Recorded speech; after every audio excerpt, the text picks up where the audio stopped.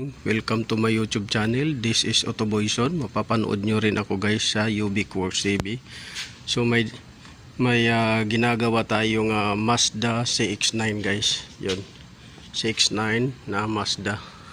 So ang issue nito guys ay wala siyang DTC or any codes. Pero namamalya guys. So ano dapat ang unahin natin guys? Itong Mazda CX-9 or sa ibang sasakyan guys, applicable din yung basic na to. So una, lilinisin nyo guys yung throttle body.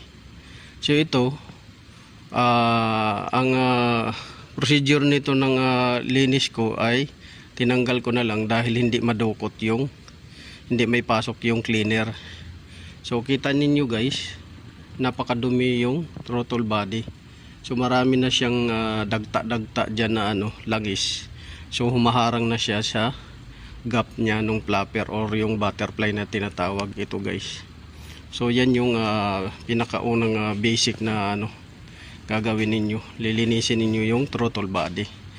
Kasi wala siyang DTC code or anything na Tapos itong map sensor or mass airflow sensor. Yan. Sa air filter box.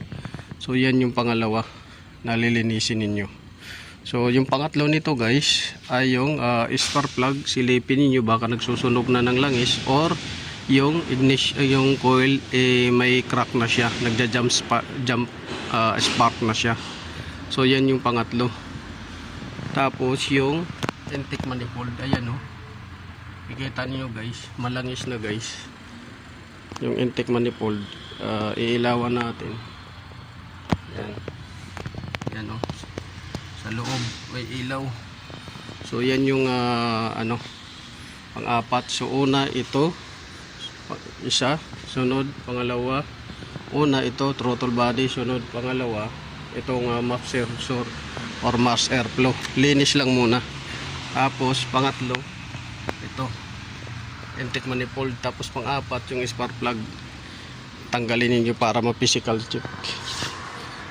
Tapos pangatlo ito battery, kasi pagka corrosion na yung terminal minsan kinakapos din yan guys ng voltahe. So nanginginig din yan. Yan yung may share ko sa inyo na simple basic step bago ninyo dalhin sa workshop. So yun yung pinaka basic. So linis throttle, linis mass airflow sensor, linis intake manifold, tapos spark plug checking, tapos yung corrosion doon sa may battery. So yun lang guys yung may share ko sa inyo guys, para hindi kayo guys mapagastos. Yun yung pinaka basic. Kasi una, wala siyang DTC code, wala rin siyang anything na makita mo na misfire, pero nanginginig siya guys. So bago ko pala guys makalimutan, pwede rin ninyong linisin yung injector. Kasi isa rin yan na dahilan na pagkabarado na injector. Hindi rin yan siya kasi guys nagdi-DTC code. So yun lang guys ang may share ko sa inyo guys. Ito sa Mazda CX-9 na ginagawa natin. So maraming salamat guys sa pakikinig, panonood. Naway may nakuha kayong kaalaman sa simpleng tips ko na binigay guys. So good morning.